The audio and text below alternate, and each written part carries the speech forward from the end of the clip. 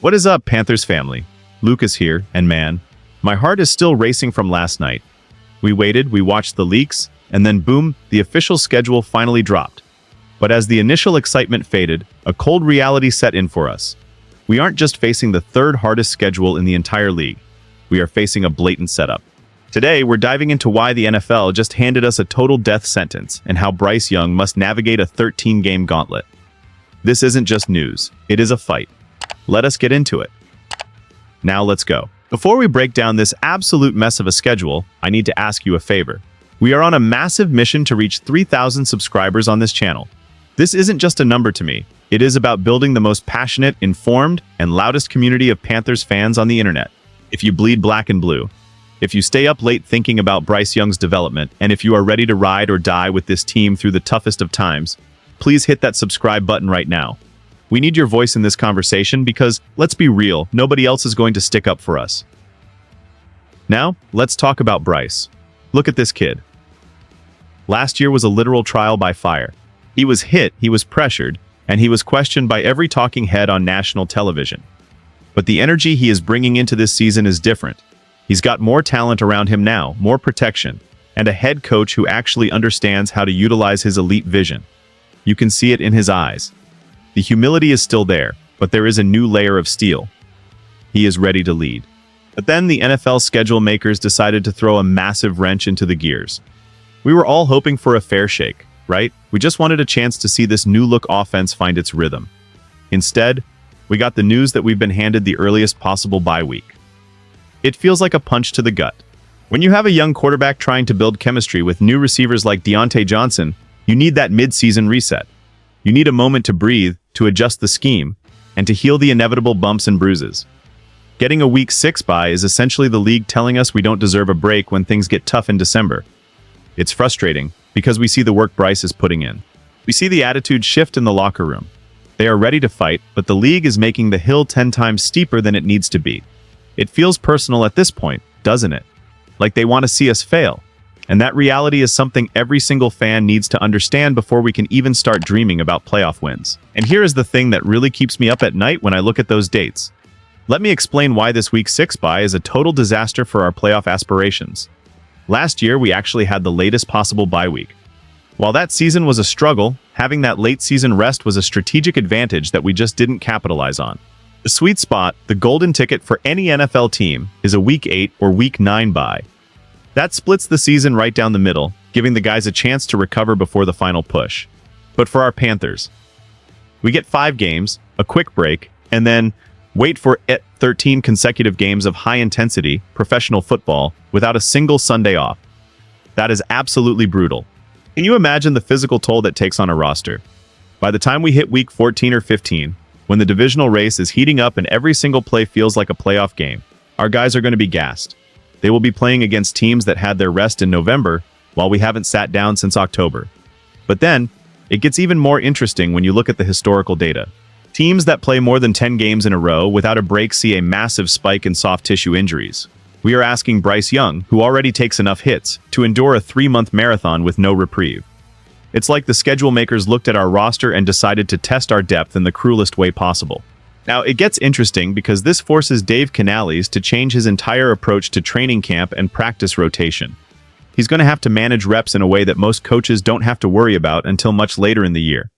This is a cinematic challenge, man. It's us against the world, truly. We are being asked to climb a mountain while carrying extra weight.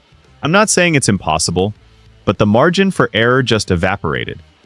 One bad stretch of injuries in November could derail everything we've worked for this offseason. We have to be perfect. We have to be resilient.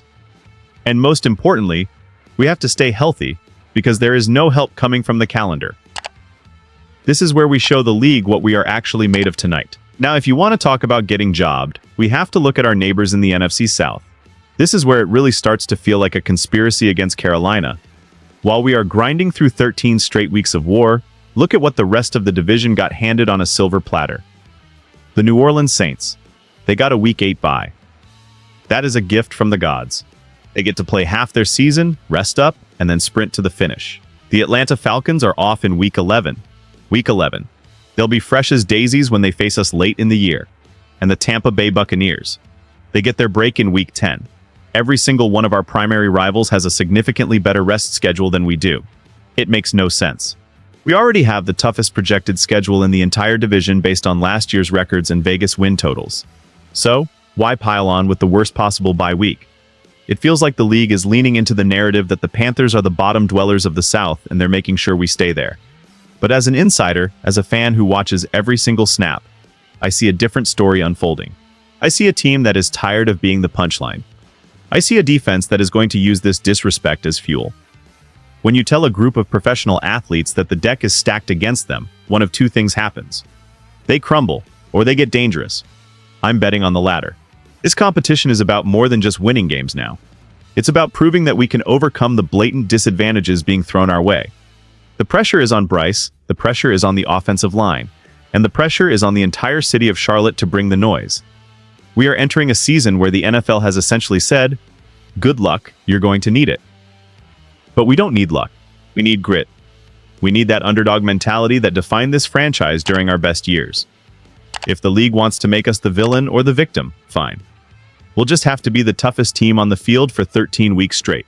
Period. Look, I'm not going to lie to you guys, I am worried. But I'm also incredibly hyped. It's a weird mix of emotions, right? I'm looking at the Vegas projections, and they have us pegged with the third hardest schedule in the entire league. That's not just a statistic. That's a reality we have to face every Sunday. And when you see that on paper, it really hits home how much of an uphill battle this is going to be. But here is my take on it. Maybe this is exactly what this young core needs. Maybe playing 13 straight games of meaningful football without a break will forge this team into something unbreakable. I'm tired of the rebuilding talk. I'm tired of people saying maybe next year. Why not this year? Why can't we be the team that shocks the world despite the schedule?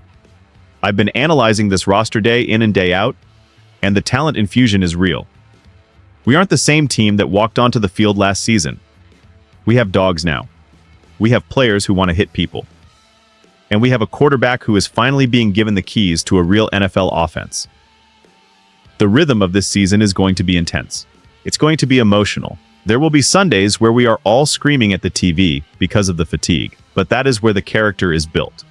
I want to see how we respond in Week 12 when everyone else is taking a break and we are still in the trenches. That is where the story of the 2024 Carolina Panthers will be written. It's not going to be easy, and I'm not promising a Super Bowl, but I am promising that this team is going to fight. We have to reinforce that narrative every single day. We are the outsiders.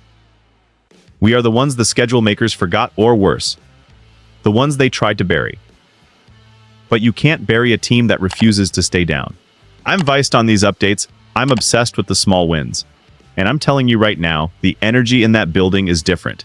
They know they've been jobbed. They know the NFC South rivals have it way easier.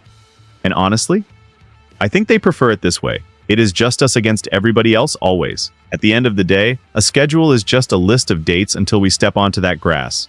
We know the road is rocky. We know the bye week is a joke. We know the division is being favored.